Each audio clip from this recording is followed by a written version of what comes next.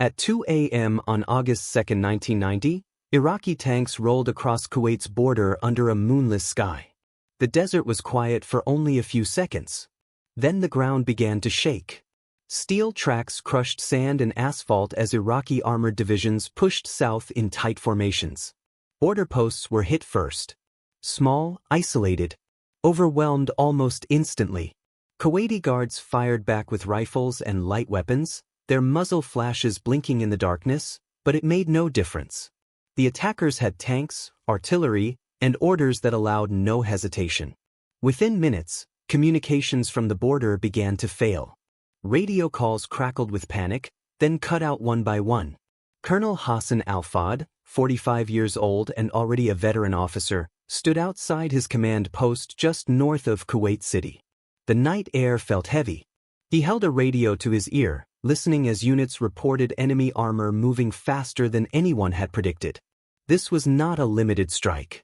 This was a full invasion. Maps spread across a folding table showed Iraqi units crossing at multiple points. Republican Guard divisions were leading the assault. Saddam Hussein's most loyal and best-equipped forces. They did not slow down. They did not wait for resistance to organize. By 3:30 a.m., Iraqi troops had seized key highways. Convoys raced toward Kuwait City. Behind them came supply trucks and more armor, stretching for miles. The plan was simple: decapitate the government, control the oil, end the fight before the world could react. Inside Kuwait City, civilians slept through the first hours. Then the sounds began. Distant explosions. The roar of engines. Automatic gunfire echoing between buildings. Families woke in confusion. Lights flicked on. Curtains were pulled back. Some people saw tanks rolling down familiar streets, Iraqi flags painted hastily on their sides. By the time the sun began to rise, the city was already bleeding. Colonel Al-Fad received confirmation that the airport had fallen. Iraqi commandos had landed and secured runways before Kuwaiti forces could respond. Government buildings were under attack. The royal palace was surrounded. There would be no organized defense of the capital. He understood the truth before it was spoken aloud. Kuwait was being erased in real time. In Baghdad, Saddam Hussein, 53 years old and fully in control, reviewed reports with calm focus. He did not see chaos. He saw opportunity. For years he had accused Kuwait of stealing Iraqi oil and weakening Iraq's economy after the brutal war with Iran. Now he was correcting what he believed was history's mistake. Kuwait, in his view, was not a country. It was a prize. Oil fields. A coastline. Money. Influence. And a warning to anyone who thought Iraq could be ignored. By sunrise, resistance inside Kuwait City was scattered. Some Kuwaiti soldiers fought street by street until ammunition ran low. Others made the hard choice to survive. Uniforms were stripped off and hidden. Weapons were buried or dropped into drains. Men blended into crowds of civilians, knowing capture could mean prison or worse. Iraqi soldiers went door to door in some neighborhoods. Loyalty was demanded. Iraqi flags were raised. Anyone suspected of resisting was taken away. Fear spread faster than the invading army. Smoke rose from burning vehicles along major roads. Traffic jams formed as families tried to flee south, only to be turned back or trapped by advancing units. The roads filled with abandoned cars, suitcases, and people walking in silence under the growing heat. By August 3, Iraqi flags flew openly across the city. Saddam Hussein declared Kuwait Iraq's 19th province. The announcement was swift and absolute. Looting followed almost immediately. Banks were emptied. Government offices were stripped. Homes were ransacked. Arrests became common. The message was clear. Kuwait no longer existed as an independent nation. Across the world, shock turned into urgency. Emergency meetings were called in capitals thousands of miles away. In Washington, D.C., phones rang through the night. The Cold War was ending, but this crisis felt like the beginning of something new and dangerous. American leaders watched satellite images and intelligence briefings with growing concern. Iraqi troops were now positioned dangerously close to Saudi Arabia's oil fields. If Saddam moved again, the global economy could shatter. At Fort Bragg, North Carolina, Captain John Miller, 34 years old, was asleep when the alert came through. The message was short and vague. His unit was to prepare for deployment. No destination. No timeline. Just readiness. Miller had spent years training for war he hoped would never come. Now, as he packed gear and reviewed logistics plans, he understood this was not an exercise. Something big had happened. Something that could not be undone. In living rooms across America, televisions glowed with breaking news. Grainy footage showed Iraqi soldiers waving rifles. Burning oil facilities sent black smoke into the sky. Anchors struggled to explain how a small country had disappeared overnight. Private Mike Reynolds, 22 years old, watched from his barracks room. He had joined the army for college money and a steady paycheck. War had always felt distant. Something from history books. Something that happened to other people. Now he saw tanks rolling through a city that looked nothing like a battlefield. He said nothing. He just stared. As hours turned into days, the scale of the invasion became impossible to ignore. International condemnation followed. The United Nations demanded Iraq withdraw. Saddam ignored it. Sanctions were discussed. Military options whispered. Inside Kuwait, daily life collapsed. Food shortages began. Curfews were imposed. Families listened to foreign radio stations in secret, hoping for signs that help was coming. Colonel Al-Fad went into hiding, moving from place to place.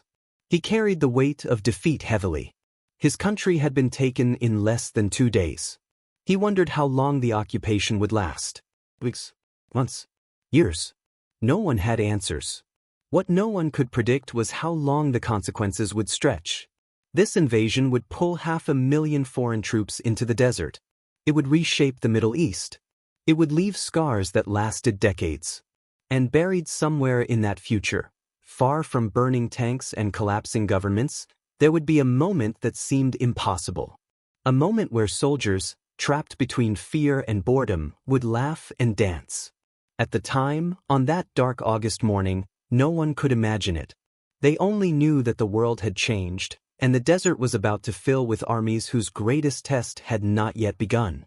On August 7, 1990, the first American transport planes touched down in Saudi Arabia. The wheels hit the runway with a heavy thud, and the doors opened almost immediately.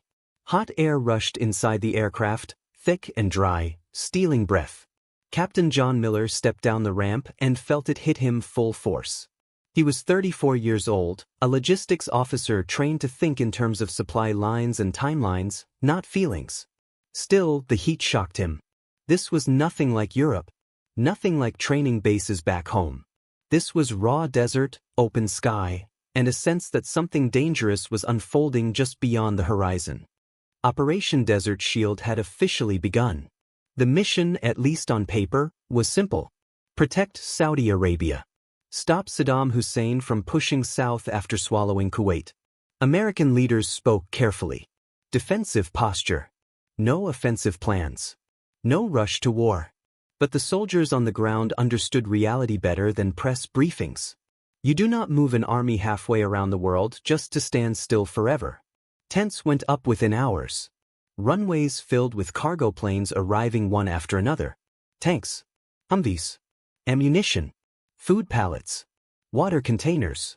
The desert began to change shape under the weight of modern war. Each week, more troops arrived. British units followed. French forces landed. Arab coalition troops joined them. A global army was forming in one of the harshest environments on Earth. Private Mike Reynolds arrived days later. He was 22, lean, nervous, and already questioning his life choices. The heat drained him faster than anything he had ever known. Temperatures climbed past 110 degrees. Sweat soaked his uniform within minutes. Sand worked its way into everything. Weapons jammed more easily. Boots filled with grit. Food tasted like dust. There was no front line yet. Just endless waiting.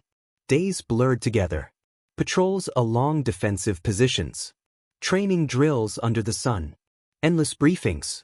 Chemical attack simulations became routine. Soldiers practiced sealing masks, injecting antidotes, and diving into bunkers. Saddam Hussein's past use of chemical weapons against Iran and against his own people hung over every exercise like a shadow. At night, many soldiers slept with gas masks within arm's reach. Some wore them even while resting, just in case alarms sounded without warning. Linda Parker arrived with an American news crew in late August. She was 31, sharp, and determined to show viewers more than just generals talking at podiums. Her camera captured soldiers lifting makeshift weights made from scrap metal and water containers. It showed men laughing over care packages, reading letters from home, and joking about the heat. The footage looked lighthearted, but Linda could feel the tension beneath it. Rumors spread faster than official updates. Iraqi troop movements near the Saudi border. Scud missiles hidden somewhere in the desert. Chemical warheads mounted and ready. One rumor contradicted the next. No one knew what was true. Uncertainty became part of daily life. Sergeant Carlos Ramirez, 29, had been in the army long enough to recognize the signs. Fear was building. So was boredom. Both were dangerous. Fear made soldiers freeze. Boredom made them careless. Morale mattered more than anyone admitted. Music became a lifeline. Cassette players appeared everywhere. Radios blared songs from home. Madonna. MC Hammer. Rock, pop, anything that reminded soldiers of normal life. Then there was one song that refused to disappear. The Macarena. It played from trucks. From tents. From radios balanced on ammo crates. Its rhythm was simple. Almost impossible to ignore. At first, soldiers mocked it. Grown men dancing in the desert felt ridiculous. They laughed at each other. Someone exaggerated the moves for comedy. Others joined in just to break the silence. Slowly, it became routine. Captain Miller noticed it during supply inspections. When music played, shoulders relaxed. Conversations loosened. Smiles appeared. For a few minutes, the desert stopped feeling like a waiting room for death. He did not encourage it openly, but he did not shut it down either. Keeping men steady was part of his responsibility, even if the method looked silly from the outside. But the waiting dragged on. August ended. September arrived. Diplomatic efforts failed one by one. United Nations deadlines passed with no response from Baghdad. Saddam Hussein refused to leave Kuwait. Sanctions tightened, but Iraqi troops remained in place. American troop numbers climbed rapidly. 100,000, 200,000, then more. By November, over 400,000 American soldiers were stationed in the region. Private Reynolds counted the days by marking small lines inside his notebook. He thought about home constantly, about his parents, about college plans that suddenly felt meaningless. He wondered what it would be like when the shooting finally started, whether he would freeze, whether he would survive. He did not know that cameras were always watching, that small moments of laughter were being recorded, stored, and ready to be broadcast without explanation. As November turned cold by desert standards, the tension tightened further. Soldiers sensed the shift. The buildup was nearly complete. The waiting could not last forever. Somewhere beyond the sand, Iraqi forces waited as well. Everyone knew the deadline was coming. And when it arrived, the desert would erupt in fire. At 2:38 a.m. on January 17, 1991, the sky over Baghdad lit up. The darkness over the Iraqi capital shattered in seconds. Bright white flashes tore through the night as American cruise missiles streaked low and fast toward their targets. The explosions came almost immediately. Shockwaves rolled through the city. Windows shattered. Car alarms screamed. Fire climbed into the sky as Iraqi anti-aircraft guns answered with desperate fury, spraying red and orange tracer rounds upward, firing at shapes they could barely track. This was not a warning. This was not symbolic. This was total war from the first second. Operation Desert Storm had begun exactly as planned. Coalition commanders had spent months preparing for this moment, studying Iraqi defenses, mapping radar networks, and identifying every major command center. The first wave was designed to blind Iraq. Radar stations vanished in carefully timed strikes. Communication hubs exploded before messages could be sent. Surface-to-air missile sites were destroyed almost as soon as they powered up. Within minutes, Iraq's air defense network began to collapse. In Saudi Arabia, coalition bases came alive. Radios crackled across camps. Officers shouted updates. Runners moved between tents with urgent messages. Captain John Miller stood beside a command vehicle, headset tight against his ear, listening as reports flooded in. He was 34 years old, trained to stay calm under pressure, but even he felt the shift in the air. This was the moment everything changed. Targets confirmed destroyed. Aircraft returning safely. Enemy resistance weaker than expected. Miller understood the meaning immediately. Air superiority was being won faster than anyone had predicted. That meant the ground war, when it came, would move fast. Very fast. And when armies move fast, logistics either keep up or people die. Nearby, soldiers gathered around televisions placed on crates and vehicle hoods. Grainy green night vision images filled the screens. Bombs dropped with terrifying precision. Buildings disappeared in flashes of white light. Some soldiers whispered in disbelief. Others cheered softly, fists clenched, relief mixing with fear. The waiting was over. Private Mike Reynolds stood among them, barely breathing. He was 22, exhausted from months in the desert, and suddenly wide awake. Relief hit him first. The endless rumors. The sleepless nights. The constant tension. All of it had led to this moment. But the relief lasted only seconds. Terror followed close behind. Now Iraq would respond. Now people would die. Now he would be tested. The air campaign did not slow down. It intensified. Coalition aircraft flew around the clock. Bombers, fighters, electronic warfare planes, refuelers, an entire system moving with precision. Power plants across Iraq went dark. Cities lost electricity. Water systems failed. Military headquarters were reduced to rubble. Bridges collapsed. Runways were cratered. Iraqi command structures began to fall apart under the pressure. Inside Baghdad, civilians fled their homes in the middle of the night. Families crowded into stairwells, basements, and makeshift shelters. Parents covered their children's ears as explosions rocked nearby neighborhoods. The government had promised protection. The sky told a different story. Linda Parker reported from a rear base in Saudi Arabia, standing in front of cameras as distant flashes lit the horizon behind her. She described what viewers could not fully grasp. The constant thunder. The ground trembling beneath her boots. The way the night sky glowed as if the sun were rising again and again.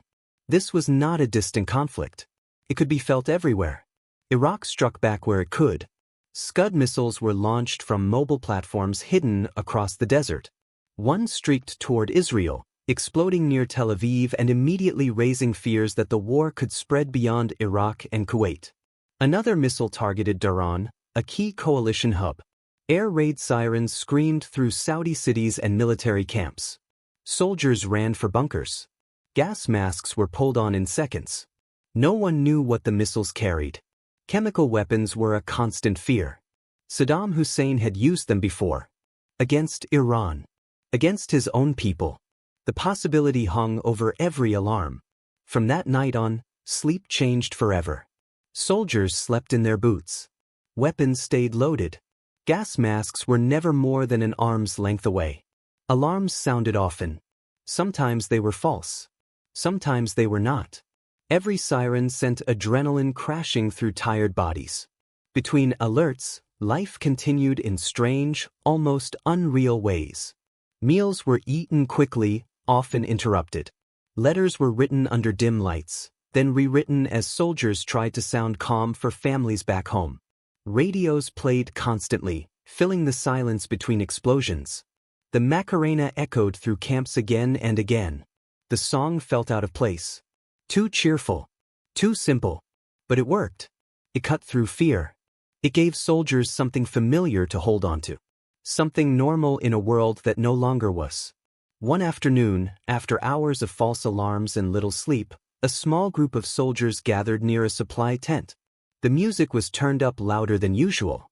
Someone started dancing as a joke, exaggerating every move. Laughter burst out, loud and sudden. Others joined in. Boots kicked up dust. Arms moved in unison.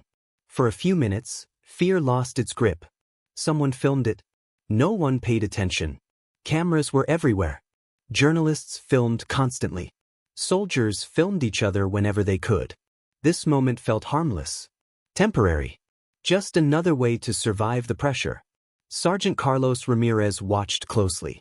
He was 29, experienced enough to recognize when stress was reaching dangerous levels. He knew discipline mattered. He also knew that breaking under pressure was worse. He allowed it. He did not stop them. He understood that laughter, even foolish laughter, could keep men steady when nothing else could. But beneath the noise and movement, everyone understood the truth. The air war was only the opening act. Across Kuwait, Iraqi forces dug in deeper every day. Trenches stretched across the desert like scars. Minefields were laid in long, deadly patterns. Vehicles were positioned and abandoned to slow advancing armor. Oil wells were wired with explosives, ready to be ignited. If coalition troops crossed the border, the sky would turn black. Breathing would become painful. Visibility would vanish. Saddam Hussein's strategy was clear. If he could not win the air war, he would make the ground war brutal. Slow, costly, bloody. He believed high casualties might weaken coalition resolve.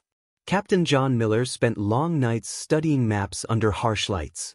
Supply routes, fuel requirements, medical evacuation plans. Casualty estimates were revised again and again. Every calculation had lives attached to it. Every delay could mean a unit ran out of fuel or ammunition at the worst possible moment. He knew that once the ground offensive began, there would be no pause. Logistics would decide speed. Speed would decide survival. Private Mike Reynolds sat alone on his bunk late one night, the constant roar of aircraft overhead filling the silence. He pulled out a piece of paper and began to write a letter home. His handwriting was tighter than usual. He told his parents he was fine. He said the food was bad but manageable. He joked about the sand. He did not mention the alarms. He did not mention the fear that settled in his chest every night. He folded the letter carefully when he finished. He stared at it for a long time. He was not sure he would live long enough to mail it. Outside, bombs continued to fall. The horizon flashed again and again. The ground vibrated under boots and tires. The air smelled of fuel, dust, and tension. Everyone felt it. The air war was devastating. Iraq was being torn apart from above. But no one believed this alone would end the conflict. Somewhere beyond the smoke and fire, armored divisions waited. Infantry units waited. Orders waited. The ground war was coming. And when it arrived, everything would change. On February 24, 1991, coalition forces crossed into Kuwait. The waiting ended in a roar of engines and steel. At dawn, tanks surged forward, their tracks tearing into sand that had not seen rain in months. Infantry followed close behind, spread wide, weapons ready. The ground war had begun, and it moved with a speed that stunned even its planners. 4 months, Iraqi forces had prepared for this moment. Trenches cut across the desert. Minefields stretched for miles. Defensive lines were marked on maps in Baghdad with confidence. But when the attack came, those lines folded almost immediately. Many Iraqi soldiers surrendered without firing a shot. White flags appeared. Helmets were dropped. Hands went up. Young men stepped out of trenches, blinking in disbelief, shocked by the sheer force moving toward them. Coalition air power had crushed their command structure. Orders never came. Food was scarce. Morale was gone. But not everywhere. In some sectors, resistance flared suddenly and without warning. Coalition units advanced through silence, only to be hit by bursts of gunfire. Tracers snapped through the air. Tanks answered with thunder. Then, just as quickly, the shooting stopped. The defenders were gone or dead, leaving behind abandoned weapons and shattered positions. The desert became a maze of movement and destruction. Burning oil wells turned day into night. As Iraqi forces retreated, they ignited hundreds of wells, sending thick black smoke into the sky. The sun vanished behind a dark ceiling. Noon looked like midnight. Ash fell like dirty snow. Breathing burned the lungs. Eyes stung constantly. Vehicles drove with headlights on in the middle of the day, struggling to see more than a few yards ahead. Captain John Miller moved with the chaos. At 34, he understood that speed was everything now. Units were advancing faster than expected, and supply lines had to keep up. Fuel trucks pushed forward through clogged roads. Medical vehicles raced past wreckage. Destroyed Iraqi armor littered the landscape, twisted and blackened. Abandoned rifles and helmets lay half-buried in sand. Nothing about the movement was clean. Traffic jams formed in the middle of the desert as thousands of vehicles tried to move through narrow routes cleared of mines. One wrong turn could be fatal. Engineers worked non-stop, marking safe paths, clearing explosives under constant pressure. Miller monitored reports hour by hour, rerouting convoys, making decisions that affected hundreds of lives at once. Every delay mattered. Private Mike Reynolds advanced with his unit, weapon tight in his hands. He was 22, exhausted, and suddenly very aware of his own fear again. The air war had felt distant. This did not. This was close. Too close. Every shadow looked like a threat. Every mound of sand could hide an enemy. His hands shook as he moved forward. In one area, his unit passed rows of Iraqi soldiers sitting on the ground, guarded loosely by coalition troops. The prisoners looked nothing like the enemy he had imagined. They were thin, dirty. Some were barely older than he was. Many stared at the ground, ashamed or simply numb. Then, a few miles later, the mood changed instantly. Gunfire erupted from a shallow trench line. Reynolds hit the ground, heart hammering. Bullets cracked overhead. A tank fired back, the blast punching the air from his lungs even from a distance. Smoke filled the area. When it cleared, the resistance was over. Silence returned as suddenly as it had broken. He stayed on the ground longer than necessary, breathing hard, realizing how close fear sat beneath his skin. Linda Parker moved with coalition units as closely as safety allowed. Her camera captured scenes few at home had imagined. Long columns of surrendering Iraqi soldiers, their faces hollow with hunger and exhaustion. Men who had not eaten properly in days. Men who had been told they were fighting for honor, now desperate just to survive. She filmed burned-out vehicles still smoldering. She filmed oil fires roaring in the background, turning soldiers into silhouettes against walls of flame. She recorded the speed of the advance, how quickly entire defensive lines collapsed. The ground war moved with brutal efficiency. Coalition forces swung wide around Iraqi positions, cutting off escape routes. Entire units were trapped and forced to surrender. Some tried to flee north, only to be destroyed from the air. The retreat turned into a disaster. Within days, it was clear the war would not last long. By February 26, Iraqi resistance was breaking everywhere. Kuwaiti cities emerged from the smoke, battered but standing. Civilians began to appear cautiously from hiding places, waving flags, crying, cheering as coalition troops passed. Some fell to their knees. Others hugged soldiers without words. Captain Miller barely slept. Supply demands were relentless. Units moved so fast that planning struggled to keep up. Medical teams treated wounded on both sides. Prisoners were processed by the thousands. Every hour brought new reports of breakthroughs. Then, just as suddenly as it had begun, it was over. On February 28, 1991, a ceasefire was declared. The ground war had lasted just 100 hours. In camps across the desert, cheers erupted. Soldiers hugged each other. Helmets were thrown into the air. The tension that had been held for months finally broke. Some laughed uncontrollably. Others sat down and cried without trying to hide it. Private Reynolds felt numb at first. Then relief crashed into him so hard his legs nearly gave out. He was alive. The letter in his pocket suddenly felt heavier, more real. He would get to send it after all. Captain Miller allowed himself a moment of quiet satisfaction. The logistics had held. The advance had succeeded. Fewer lives had been lost than feared. But he knew better than to call it a clean victory. He had seen the wreckage. He had smelled the burning oil. He had counted the dead. Linda Parker transmitted her final reports from the front, describing the sudden silence after days of constant movement. The guns had stopped. The sky, slowly, began to clear. Black smoke drifted away, revealing blue patches overhead for the first time in days.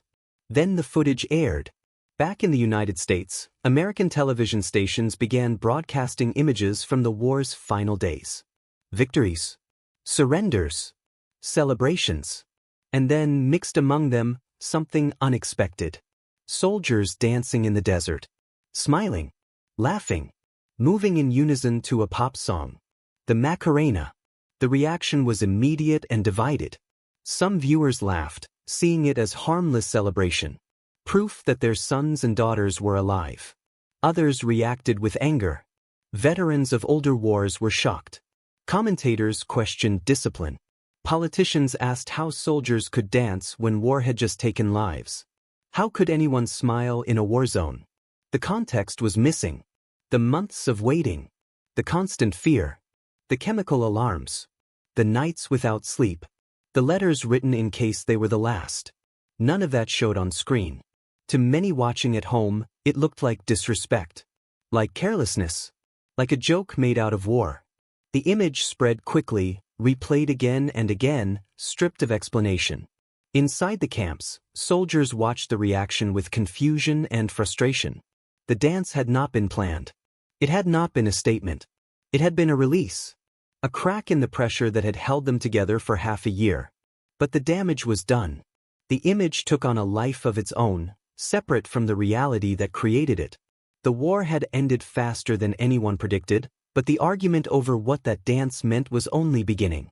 Because what the cameras captured was only half the story. And the backlash was just getting started.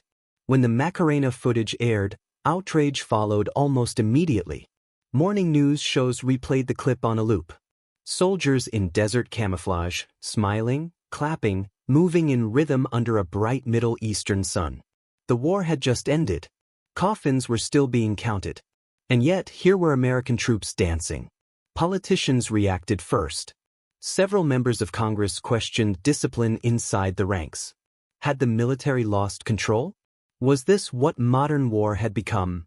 Music and laughter instead of seriousness and sacrifice? Soundbites spread faster than facts. Television commentators piled on. Some called the dance disrespectful. Others said it showed a dangerous lack of professionalism. Panels filled with talking heads who had never worn a helmet or slept through missile alerts. They spoke with certainty. Veterans of older wars watched with disbelief. Men who had fought in Vietnam or Korea shook their heads. War, to them, was silence, fear, and death. There had been no cameras when they needed release. No songs. No room to break. Inside the camps, the reaction felt like a betrayal. Captain John Miller watched the coverage from a mess tent, arms crossed, jaw tight. He recognized the faces in the footage. He knew the conditions they had lived under for months. He had watched them hold discipline through chemical alarms, sleepless nights, and constant uncertainty. The criticism angered him. They were alive, he told a reporter later. That matters. People forget that. He explained that the men and women under his command had not danced during combat. They had danced after surviving it. The clip showed seconds. The war had been months. Private Mike Reynolds sat on his bunk and stared at a small television as the clip played again. And again. And again. Each replay stripped away everything he remembered. The fear before the ground war. The oil smoke that burned his lungs. The moment he thought he might die in a trench outside Kuwait City. None of that showed. His parents called, confused. Neighbors asked questions. Some joked. Others hinted at disappointment. Reynolds struggled to explain something he barely understood himself. He had not danced, but he knew why others did. When pressure finally releases, it does not ask permission. Psychologists were soon brought onto the programs. They explained what viewers could not see. Humor in war was not disrespect. It was survival. Laughter reduced stress hormones. Movement burned off fear. Group behavior strengthened bonds. Dancing was not celebration of death. It was proof of endurance. In combat zones, release came in strange forms. Jokes at the wrong moment. Laughter after danger passed. Music playing where silence once ruled. The Macarena was not special. It was just visible. Linda Parker felt a responsibility to respond. She wrote a follow-up piece, pushing back against the outrage. She described nights when soldiers slept in boots with gas masks beside them. She described Scud alerts that sent men running for bunkers half-dressed. She described how fear never fully left, even after victory. Her article explained that the dance happened between alarms, between duties, between moments when soldiers finally believed they might survive. It was not staged. It was not ordered. It was human. Still, the image stuck. The simplicity of the clip made it powerful. No smoke. No blood. No screaming. Just movement and smiles. For some, it became proof that the war had been too easy. For others, it became an insult. The war itself ended quickly. Operation Desert Storm was studied as a model of modern warfare. Troops returned home. Parades rolled through cities. Yellow ribbons were replaced with banners and cheers. But the Macarena clip lived on. It appeared in documentaries. Late-night shows joked about it. Years later, it resurfaced online, detached from its context, treated as trivia. Few remembered the oil fires. Fewer remembered the fear. The dance lasted minutes. The judgment lasted decades.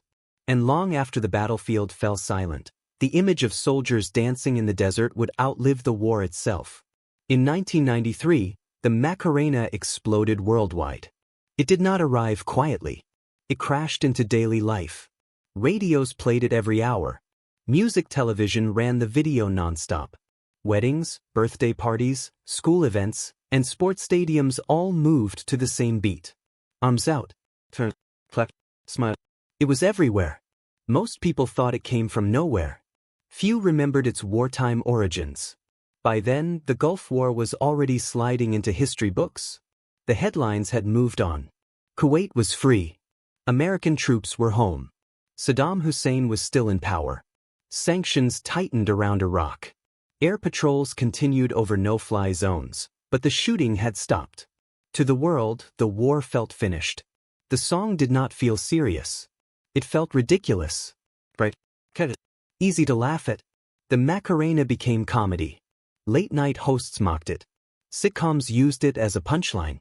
Cartoon characters danced to it. The meaning drained away with every replay. The desert vanished. The gas masks vanished. All that remained was the rhythm. The original artists faded into the background. The dance became bigger than the song. Bigger than its creators. Bigger than its moment. But for those who were there, it meant something else. Captain John Miller watched the phenomenon from a distance. He was in his early 40s by then, back in the United States, living a quiet life away from command tents and radio static. He did not correct people when they joked about the dance. He did not explain. He had learned that some memories did not survive translation. He retired without ceremony. No television interviews. No memoirs. When the song came on at a barbecue or a family gathering, he usually stepped away. The sound pulled him back to a different heat. A different sky. A different kind of waiting. Private Mike Reynolds grew older too. He finished college. Found work. Started a family. From the outside, he looked like anyone else. But the desert never fully left him. Loud noises still made his shoulders tighten. The smell of burning oil from a passing truck could stop him cold. When the song played in public, people smiled. Some danced. Reynolds stayed still. He remembered the moment before the dance. The Scud alerts. The sirens cutting through the night. The fear that sat in his chest for weeks. The feeling that if he did not let something out, it might break him. The world saw the release. Not the pressure.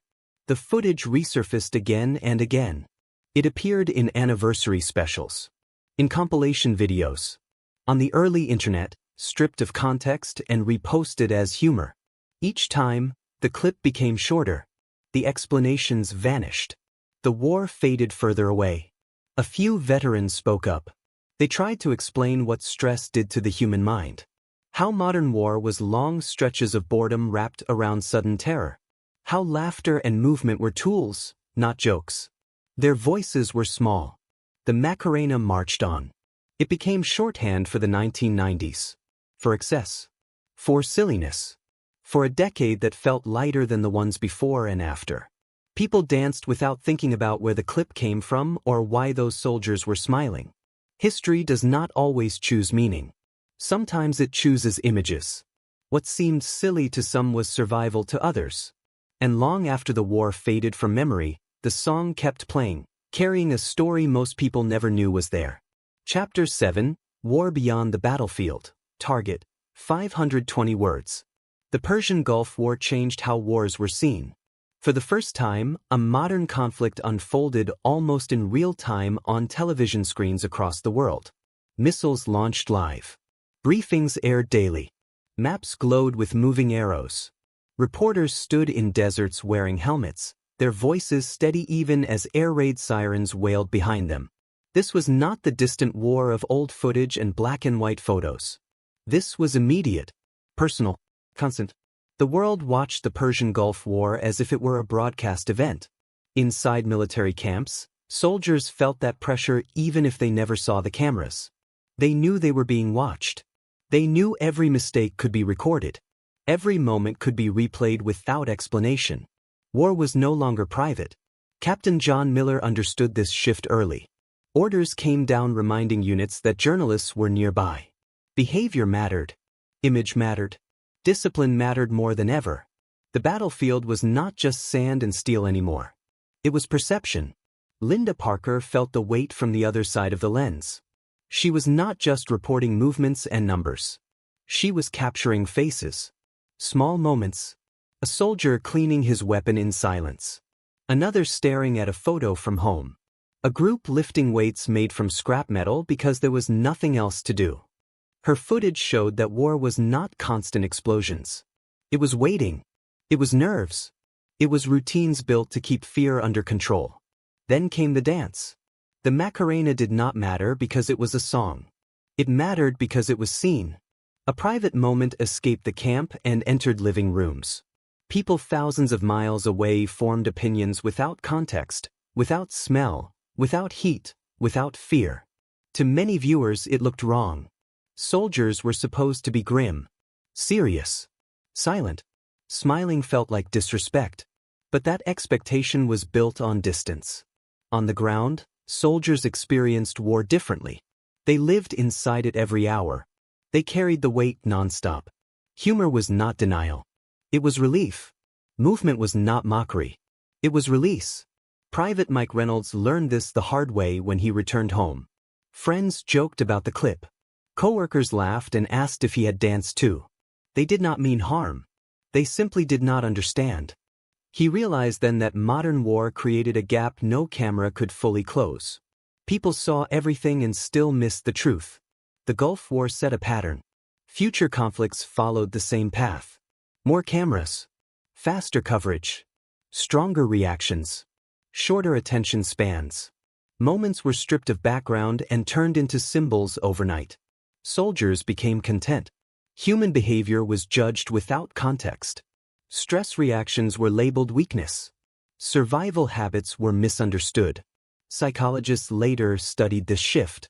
They warned that constant observation changed how soldiers coped. They warned that public judgment could deepen isolation when troops returned home. They warned that wars fought under cameras created invisible wounds. Those warnings did not stop the trend. The lesson was clear, even if it was ignored. War does not only happen where bullets fly. It happens in minds, in bodies, in small choices made to stay functional one more day. Those choices do not always look noble from a distance. The Macarena became a symbol of that divide. Not weakness. Humanity. It showed that even in the most controlled, high-tech war, soldiers were still human beings trapped between boredom and terror. It showed that laughter could exist beside fear. That joy could appear without erasing danger. History often remembers battles and leaders. It forgets moments that explain how people survived them. This one survived because a camera was rolling. As the years passed, newer wars replaced the Gulf on television screens. New footage shocked audiences. New controversies flared. Old lessons faded. The dance remained. The misunderstanding remained. And the world moved on, believing it had seen everything, while still missing the most important part. The lesson was not learned for long. The Persian Gulf War Macarena was never about dancing. It was about fear. It was about thousands of young people dropped into a foreign desert, carrying heavy weapons, waiting for orders that could change their lives in seconds.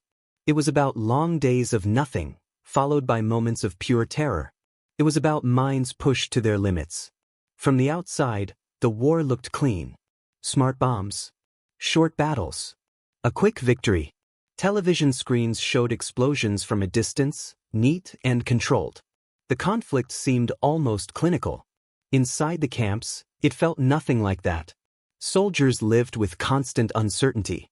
Chemical alarms could sound at any moment. Scud missiles could fall without warning. News traveled through rumors faster than facts. 1 hour brought relief. The next brought panic. Captain John Miller understood this reality better than most. He watched young soldiers age months in weeks. He saw fear hide behind jokes. He saw discipline bend so it would not break. His job was not just to move supplies and follow orders. It was to keep people functioning. Private Mike Reynolds represented thousands like him. Barely out of his teens. Far from home. Trained to fight a war he hoped would never reach him. Every night, he wondered if morning would come quietly or with sirens. Fear did not always scream.